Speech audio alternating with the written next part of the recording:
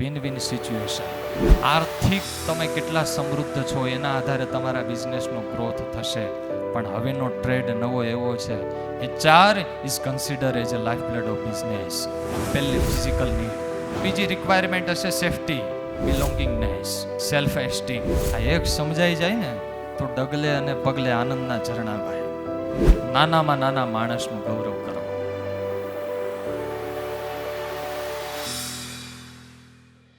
વ્યવહારિક બિઝનેસ ક્ષેત્રમાં સફળ થવા માટે સહવીર્યં કરવા વહે તેજસ્વિના વધીતમસ્તુ.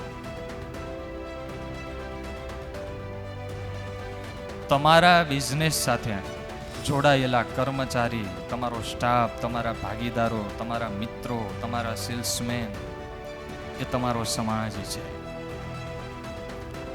એ સમાજને સથવારે આગળ વધવો હોય તો ઋષિઓ એવું કહે છે, સહવીર્યં કરવા વહે, ચેન્જ યોર એટીટ્યુડ.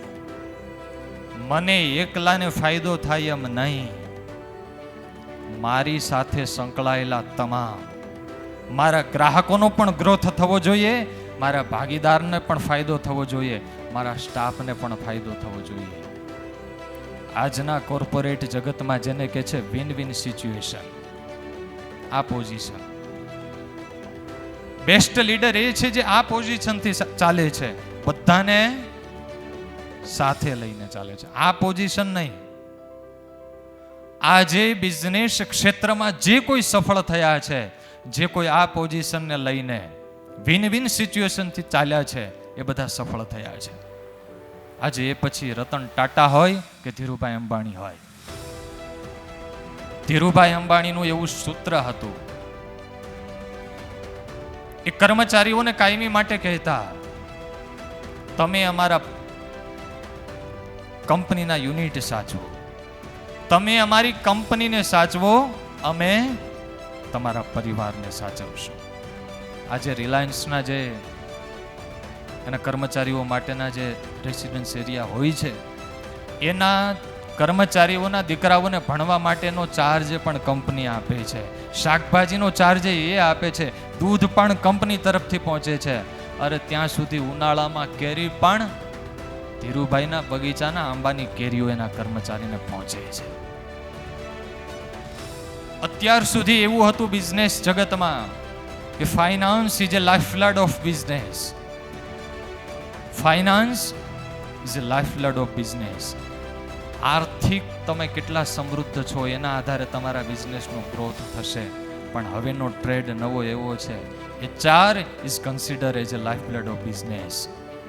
તમારી પાસે કેટલા ડેડિકેટેડ સમર્પિત કર્મચારીઓ છે, કેટલા નિષ્ઠાવાન કર્મચારીઓ છે, એના આધારે તમારી કંપનીનો, તમારા બિઝનેસનો ગ્રોથ થશે. અને એ કર્મચારીઓને ડેડિકેટ સમર્પિત કરવા માટે સહવીર્યં કરવા વહે. એની પાયાની 5 જરૂરિયાત પૂરી કરો. પહેલી ફિઝિકલ નીડ. એ જે જગ્યાએ કામ કરે છે, કોઈ પણ કર્મચારી ત્યારે જ ટકશે પ્રારંભિક પાયાની હવા, પાણી, સૂર્યપ્રકાશ અને ખોરાકની જરૂરિયાતો સચવાશે. એ પૂરી થઈ ગયા પછી એની બીજી રિક્વાયરમેન્ટ હશે સેફટી. હવે તમે લો ત્યારે એમ કહો કે ભાઈ 6 મહિના તને જોશું, અમને સારું લાગશે તો રાખીશું, તો એ નિષ્ઠાથી કામ કરે? જેને પોતાની નોકરીની સેફટી દેખાતી નથી. બીજી રિક્વાયરમેન્ટ છે સેફટી. ત્રીજી રિક્વાયરમેન્ટ કર્મચારીઓની હોય છે બિલોંગિંગનેસ.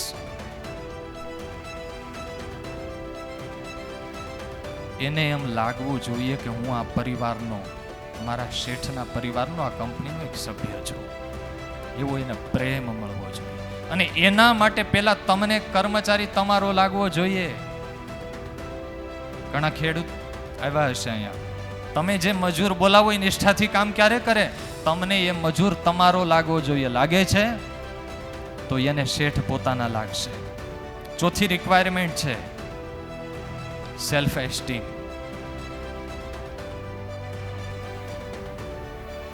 દરેક માણસ સન્માન માટે જીવતો હોય છે, આત્મગૌરવ હોય છે. ત્યારે એને હવા, પાણી, સૂર્યપ્રકાશ, સારો પગાર બધું મળે, પણ એને સન્માન પણ મળવું જોઈએ.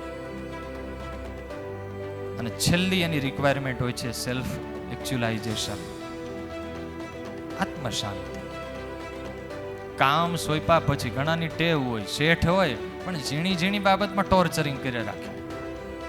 Responsibility and authority should be parallel. તમે એને જવાબદારી સોંપો છો તો સત્તા સોંપો કે આટલો ખર્ચ કરવાની તારે છૂટી. MBA નો અર્થ શું થાય?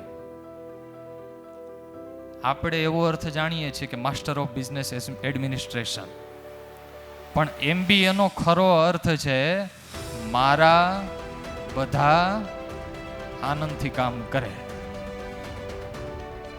તમારી કંપનીનો ગ્રોથ જોઈ લો, તમારા બધા આનંદથી કામ કરે છે કર્મચારી, તો ગ્રોથ થશે.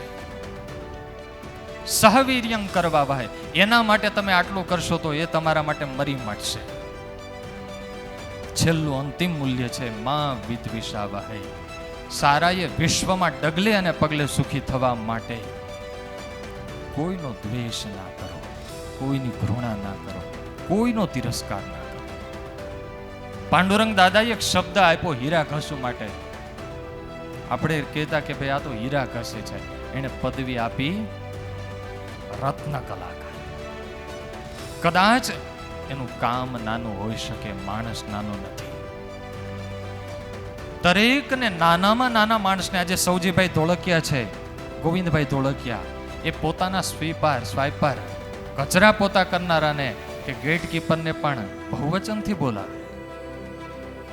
એને સન્માન આપીશું તો એ સન્માન આપશે. એક છેલ્લું અંતિમ દ્રષ્ટાંત, આ એક સમજાઈ જાય ને તો ડગલે અને પગલે આનંદના ઝરણા વહે.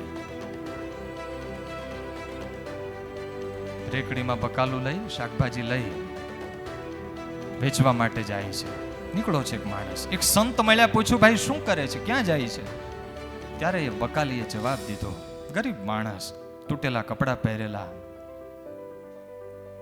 કે મહારાજ અમે શું કરી શકીએ, અમે તો ગરીબ છીએ, અમારા પેટનું એ માંડ માંડ કરી શકીએ છીએ, તો સમાજનું તો શું કરી શકીએ, દાન સત્કર્મ તો શું કરી શકીએ, બસ માંડ માંડ પેટ ભરીએ છીએ.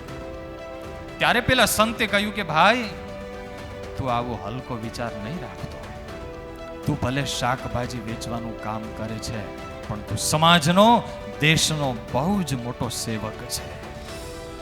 વિચાર કર, એક દિવસ તું શાકભાજી વેચવા સોસાયટીએ ના જાય તો કેટલા લોકોને તારા સુધી આવવું પડે, કેટલા લોકોને અગવડતા પડે. તું કાયમી 250 જણાને શાક પહોંચાડે છે, એક દિવસ ના જાય તો 250 જણા બાઇક લઈને, કાર લઈને તારી પાસે આવે તો દેશને કેટલો ટ્રાફિકનો પ્રશ્ન થાય, ડીઝલ ને પેટ્રોલનો ખર્ચ કેટલો થાય, પોલ્યુશનનો ખર્ચ કેટલો થાય, પોલીસ મૂકવી પડે એ કેટલો ખર્ચ થાય. પેલા સંતે કહ્યું કે ભાઈ તારું કામ નાનું નથી, તું દેશનો, ભલે કામ નાનું છે પણ તું મહાન છે, તું દેશનો મોટામાં મોટો સેવક છે. નાનામાં નાના માણસનું ગૌરવ કરો. કોઈ પણ માણસ દેખાય, આજથી શરૂઆત કરો, એને સન્માનની નજરથી જુઓ. ત્યારે ડગલે અને પગલે જો દ્વેષ જશે, ઘૃણા જશે તો આપણા જીવનમાં સ્વર્ગનું સુખ ઉતરશે. ત્યારે આ 4 મૂલ્યોને સાથે રાખી અને જીવનમાં સમાજને સથવારે આ 4 મૂલ્યોને આત્મસાત કરી અને આગળ વધતા રહીએ.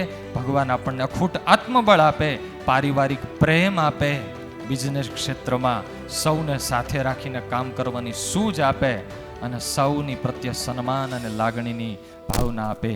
એટલી ઠાકોરજીના ચરણોમાં પ્રાર્થના સાથે વિરમું છું. જય સ્વામિનારાયણ.